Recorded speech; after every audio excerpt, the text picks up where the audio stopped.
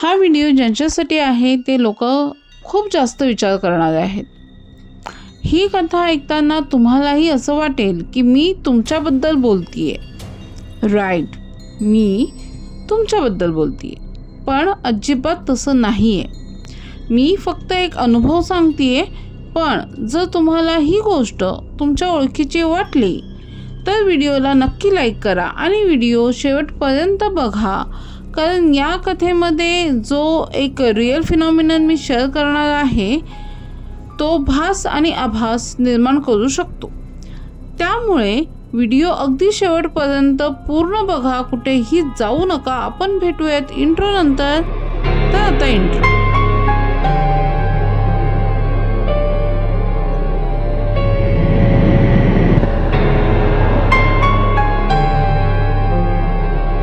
ही गोष्ट सुरू होते एका अगदी साध्या घटनेपासून, जी आपल्या आयुष्यात बहुतेकदा घडते. कथा नीट ऐका, कारण भविष्य ऐकायला सर्वांना आवडतं. राईट. पण इथे कोणी भाकीत केलेलं नाही आहे की कोणी हात पाहिलेला नाही आहे. हे एक फक्त संभाषण होतं. त्या दिवशी त्या व्यक्तीने मला एक वाक्य सांगितलं की तू लोकांसमोर शांत दिसतेस, पण आतून खूप विचार करतेस. यावर मी हसले, कारण ते खरं होतं, किंवा निदान मला तरी तसं वाटलं.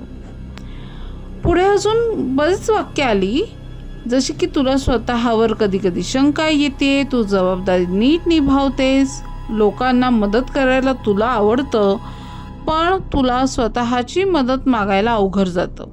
प्रत्येक वाक्यावर मी मान हलवत होते. माझ्या मनात एक विचार आला की ही व्यक्ती मला इतकं कसं ओळखते. नंतर मी हीच वाक्ये इतर लोकांना सांगताना त्याला ऐकलं, आणि ते सगळेही अगदी तशीच मान हलवत होते. कुणीच असं म्हणालं नाही की हे माझ्याबद्दल नाही आहे. तेव्हा मला पहिल्यांदा थोडं विचित्र वाटलं, पण मी दुर्लक्ष केलं.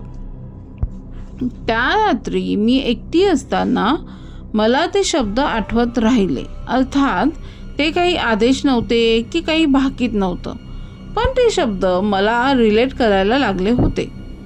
मी स्वतःलाच म्हणाले, हो, मी अशीच आहे.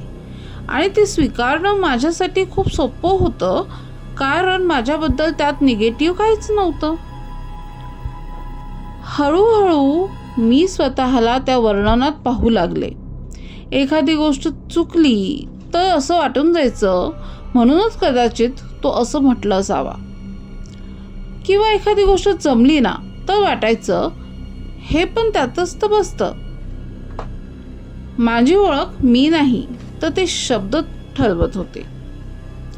एक दिवस माझ्या मनात प्रश्न आला, जर हे शब्द सगळ्यांनाच लागू पडत असतील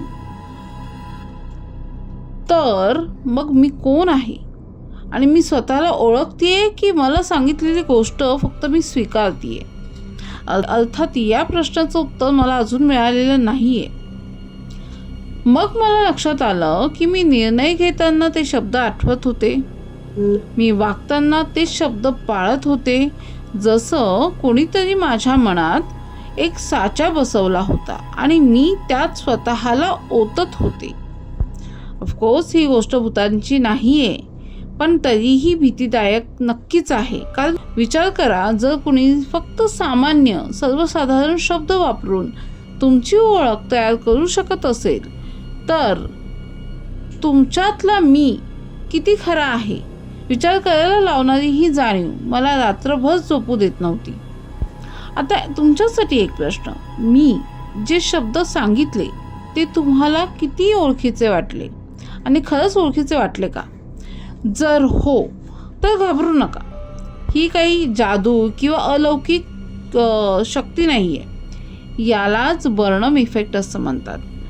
सायकोलॉजीमध्ये बर्नम इफेक्ट म्हणजे जेव्हा एखादी खूप सर्वसाधारण गोष्ट आपल्याला अगदी माझ्याबद्दलच आहे अशी जेव्हा वाटते ना, तेव्हा या इफेक्टला आपण बर्नम इफेक्ट म्हणतो.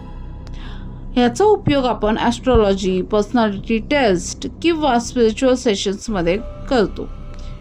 पण काय आपण स्वतःला ओळखतो? सो आजसाठी इतकंच, थोडंसं वेगळं पण नॉलेजफुल नक्की हा व्हिडिओ होता. तुम्हाला जर तसं वाटलं असेल तर कमेंटमध्ये नक्की शेअर करा. आणि जर तुम्हालाही असे अनुभव आलेले असतील तर ते नक्की शेअर करा. डिस्क्रिप्शनमध्ये मी माझा मेल ID देते. इथे शेअर केलेला प्रत्येक अनुभव हा आपल्या प्रेक्षकांसोबत शेअर केला जाईल. त्यामुळं तुम्ही नक्की शेअर करा. आणि हो, ह्या चॅनेलला सबस्क्राईब करायला विसरू नका जर तुमचा इंटरेस्ट सायकोलॉजिकल हॉरर किंवा सटल हॉरर असेल तर. आणि या व्हिडिओला नक्की लाईक करा आणि शेअर करायला विसरू नका, कारण शेअरिंग इज केअरिंग, राईट?